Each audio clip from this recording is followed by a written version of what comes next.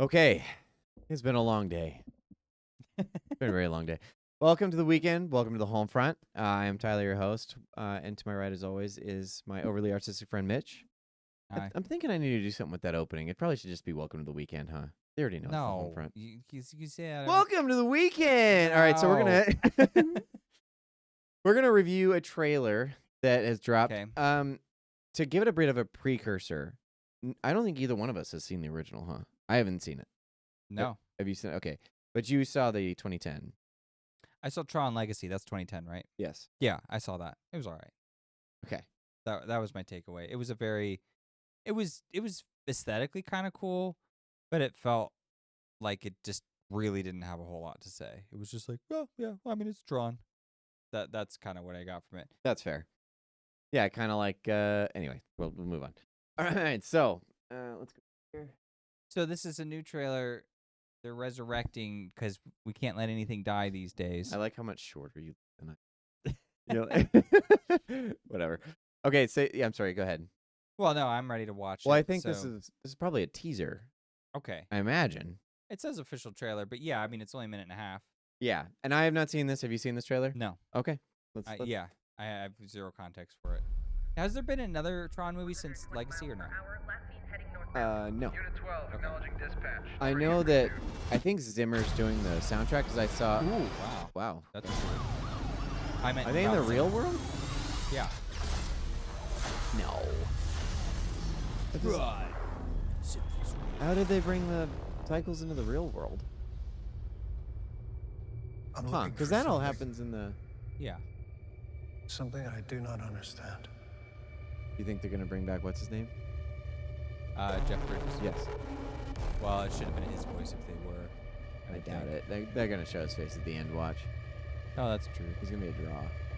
Oh, so Tron is taking over the real world. Worlds collide. You don't know that it says that. You don't know. Will. Oh, see, it was Will Call. You don't know. All right. So Tron, the world of Tron invades reality. We invaded the world of Tron. Think of it this way: we invade the world of Tron, so now the world of Tron invades us. Oh, okay. That's an odd casting choice. Well, he was in Blade Runner, so...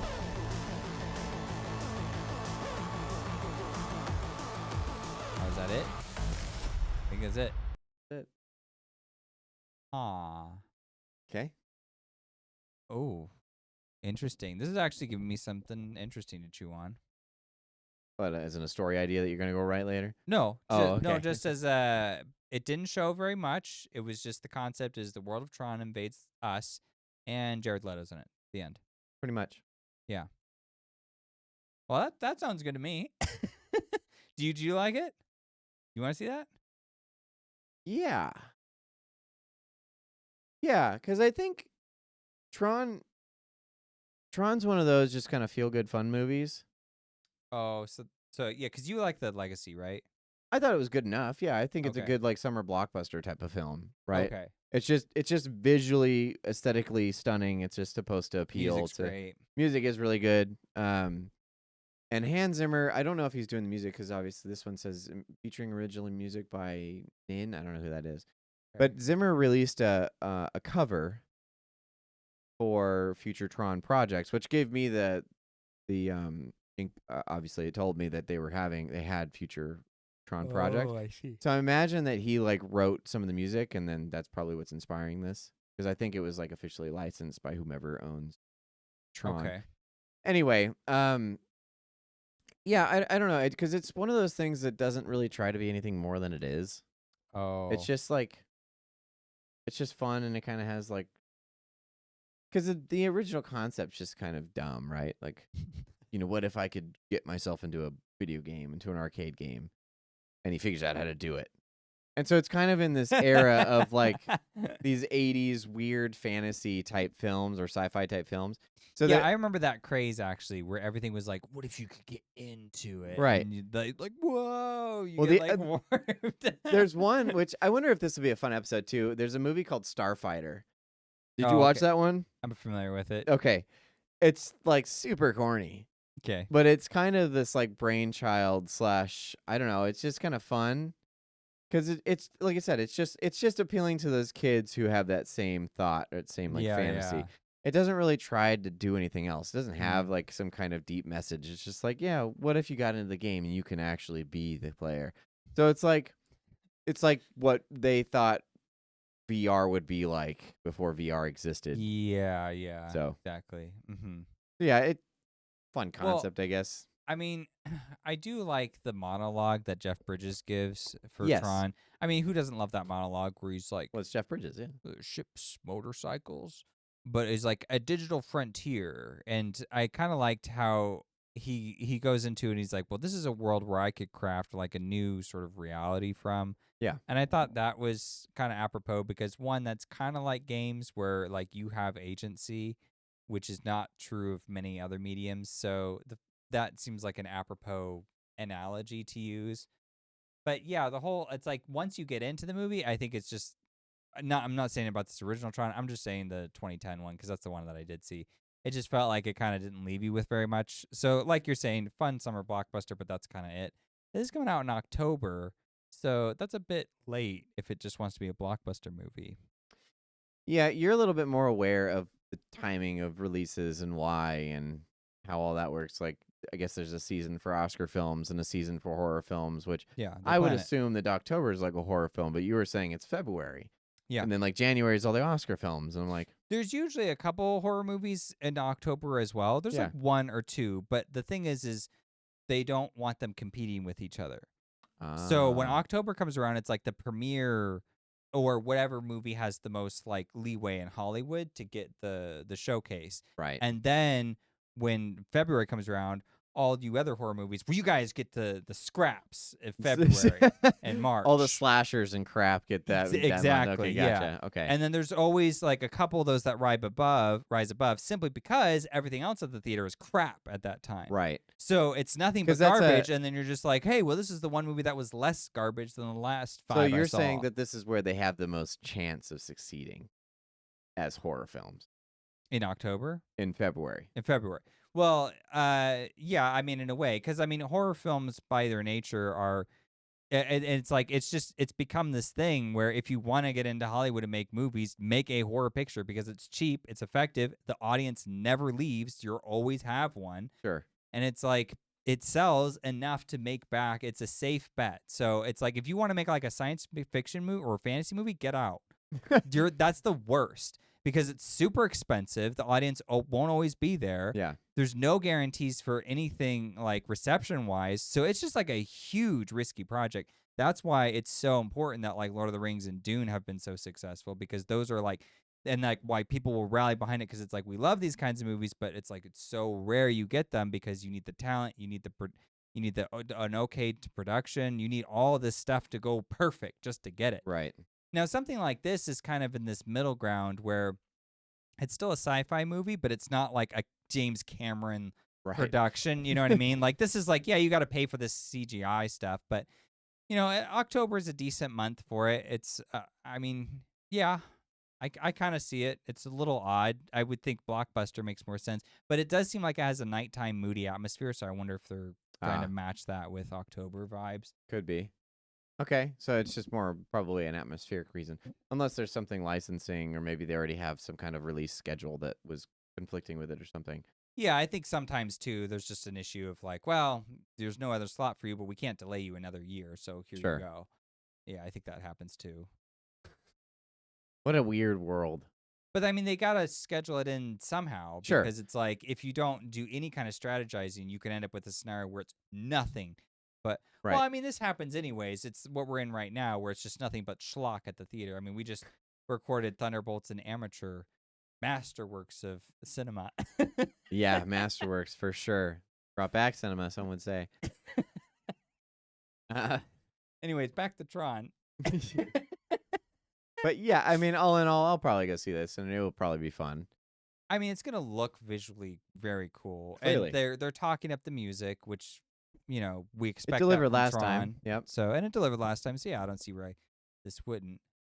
Yeah, I mean, I think it looks cool, but I mean, Tron is one of those things where they haven't beaten it to death with 10,000 sequels. Right. I saw the last one, 15 years ago. So sure, I'm happy to go see another Tron movie.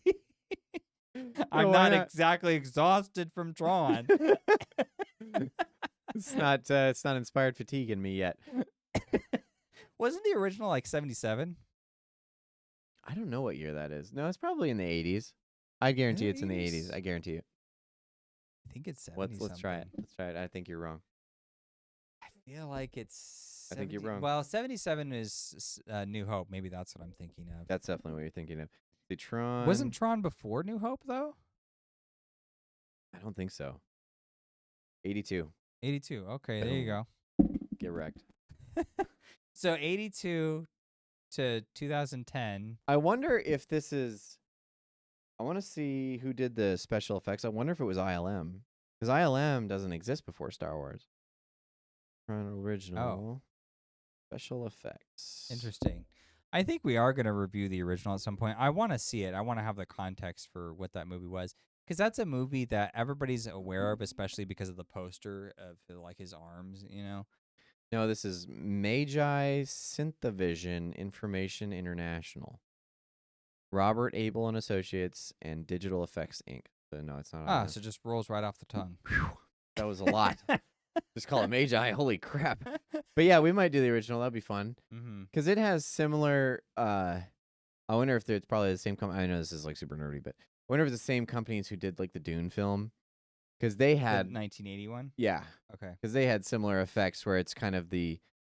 They have like the overlay of the shields or whatever, and it looks real blocky and clunky. Yeah. I think the original Tron kind of has similar looks to that. Because 3D modeling wasn't much of a thing back then, right?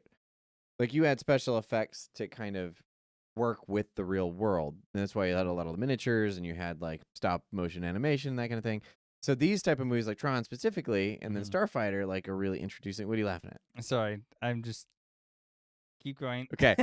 They were introducing this like new concept of CGI and how that worked with a film. Yes. And then I guess Dune like implemented it, but it wasn't quite as reliant. That's what I was laughing about, just imagining because they it's into, like, weird. a Minecraft Steve block. Well, the weird thing is that they keep the actor behind it. Right. So it's like super blocky, but he's also like actually acting behind it. Right. So it just looks mad weird. It's just odd. It would have been better had they just made the audience use their imagination. Right. You Yeah, know, just like make it an when- invisible shield. Like when they do telekinetic powers and a character goes like this, and you see someone go, and then you have a sound effect. Yeah. They should have done something like that Just- where it's yeah. like The simpler for the better. shield, but you don't see anything. The thing about, I think they were just trying to progress the industry, so it gave special Yeah. effects nerd guys a chance to like put something in the film. Which is good. I'm happy And it's for that. yeah, and no one had seen that before, so to them Yeah. it's like, what are they going to compare it to? Because we get the benefit of comparing it to all this other stuff, but Tron like actually creates a whole environment in which this has to exist. Yeah. The cycles, I think, that's where the similarities come in, because it's kind of that same like blocky status, and then it has that line okay, that follows okay. behind it. You see it in this trailer where he chops the cop car in half, but that's Uh-huh. like following, and that all exists in the original one. And so, because you have to create a digital playing field, right? Because in a video game, it's one thing, but when you put it into a film that interacts with live action characters and stuff, it's different. So it was like this. It was helping produce or push forward the industry of special effects. Well, that's partly why I think it's a noteworthy film, is that it's just like a hallmark of this design. So regardless of what the story says, it's just like, doesn't really matter. It's worth preserving simply because of It helped what the it industry. achieved. Yeah. Yeah, and that's kind of the cool thing about film as a medium, is that it's not just about the storytelling. It's a matter of like, what can you create? Like, what can you harness your imagination to come alive visually for Right. the audience? And so there is something very unique and special about that. Yeah. Yeah, this looks vaguely interesting. It didn't tell us anything about the story, so I'm cool with that. yeah, I'm good with that too. It's just kind of like, the cars are red now. Yeah, it's a new because era. it's war. Because ARES. Okay, So it's evil Tron. gotcha. There, okay, I get it. Yeah. Simple, but it works. I'll see it. Thanks for watching.